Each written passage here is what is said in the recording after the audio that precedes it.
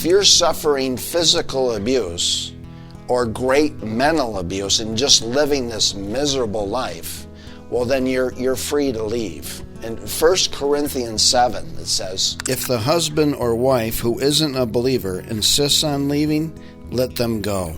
In such cases, the believing husband or wife is no longer bound to the other, for God has called you to live in peace. So a good gauge of judgment here is Jeremiah 29:11.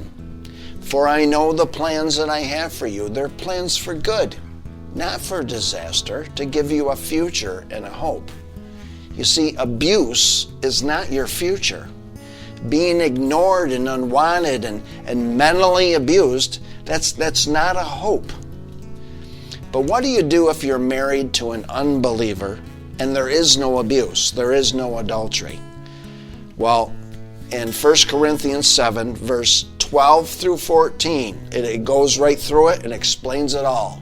And I encourage you to go and read that. But the nuts and bolts of it is you stay with them. You know, maybe that marriage isn't exactly what you dreamed of.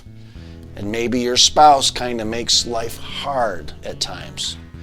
But this is what it says in verse 17. Each of you should continue to live in whatever situation the Lord has placed you, and remain as you were when God first called you.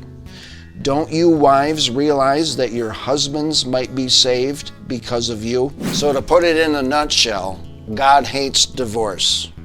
He's given us two acceptable reasons to get a divorce. One of them is death. The other one is adultery. Even if your spouse is apologetic, okay, you can still forgive them, but there's a consequence for what they've done. Just like a criminal. If a criminal's broke into your house, you can forgive them for the act that they did, but there's still a price to pay. If we're married to an unbeliever and they want to leave, well, we can let them go. And we're not bound to them anymore. We're free to marry anybody we want as long as they're a believer. If we're married to somebody who's an unbeliever and they want to stay with us, well, you're going to stay with them.